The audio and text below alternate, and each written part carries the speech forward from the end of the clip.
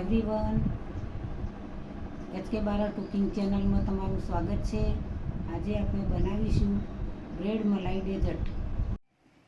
એક વાટકી ખોડ લીધી છે ચાસણી બનાવવા માટે. તો એક વાટકી જેટલી ખોડ લીધી હોય એટલું જ પાણી લેવાનું છે.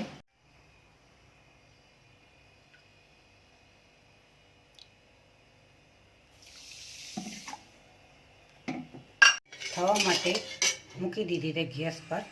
ધીમા શેકે ચાસણી થવા દઈશું.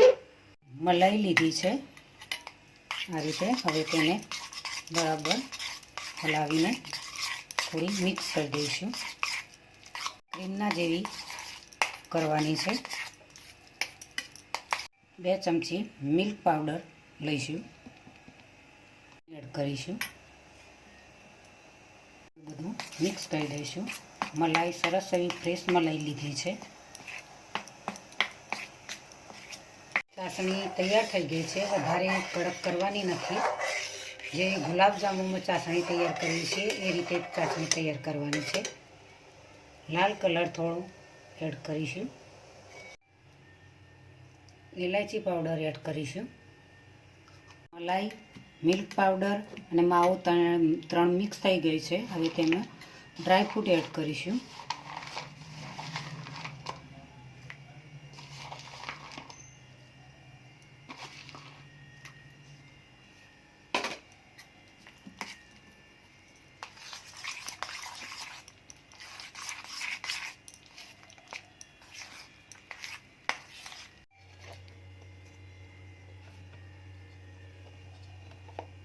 ઢાંકણાની મદદથી ગોળ શેપ આપવાનો છે. એ રીતે રાઉન્ડ શેપ આપીને બ્રેડ તૈયાર કરી દીધી છે. હવે તેને મિશ્રણ બનાવ્યું છે ડ્રાયફ્રૂટ સાથે, મલાઈ સાથે. તો હવે બ્રેડ પર લગાવીશું.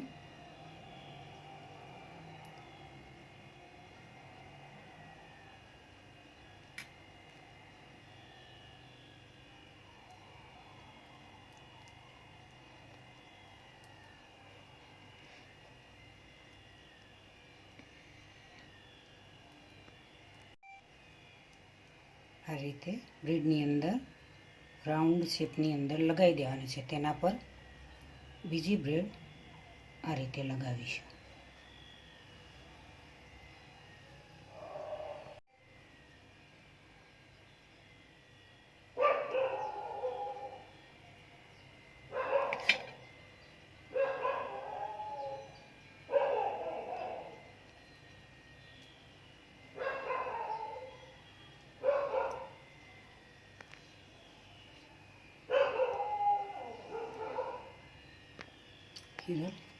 આ રીતે બ્રેડના રાઉન્ડ શેપમાં મિશ્રણ લગાવીને તૈયાર કરી દીધી છે. હવે તેને ચાસણીની અંદર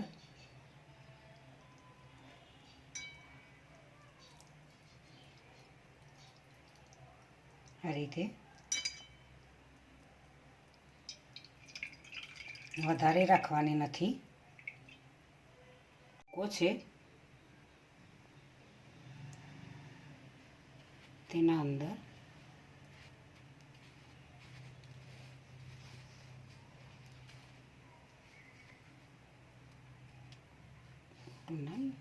ડ્રાયફ્રૂટ એડ કરીશું.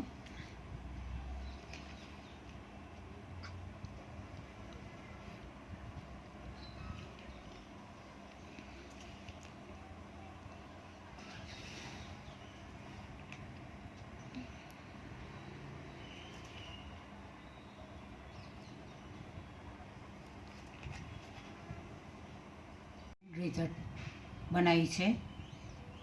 એને જોઈને જ ખાવાનું મન થઈ જાય. કેટલી મસ્ત દેખાય છે. બાળકોને આવી મીઠાઈ જોઈને ખૂબ જ ખાવાનું મન થતા રમતા રમતા બાળકો ખાઈ શકે એવી મીઠાઈ બનાવી છે.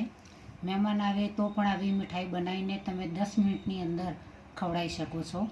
તમારે નાસ્તો કરવાનું મન થાય કે આજ સ્વાદિષ્ટ અને ટેસ્ટી મીઠાઈ ખાવી છે તો તમે ઘરે પણ બનાવી શકો છો.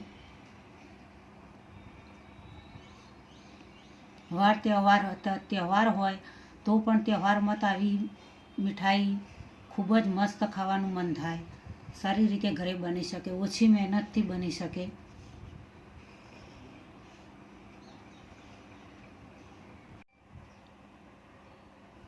આજની રેસીપી મિત્રો તૈયાર થઈ ગઈ છે. આવી રેસીપી ક્યારેય બનાવી ન હોય એવી રેસીપી ઘરે બનાવી છે. નવી જ રેસીપી છે, બ્રેડ મલાઈ ડેઝર્ટ. સરસ એવી. તો મિત્રો આજની રેસીપી તમને જરૂરથી મારી ગમી હશે તો તમારા સ્નેહીજનો સુધી મારી રેસીપીને પહોંચતી કરજો. મારી ચેનલને સબસ્ક્રાઈબ કરજો, મારા વિડીયોને લાઈક કરજો, શેર કરજો, બને તો કોમેન્ટ કરજો.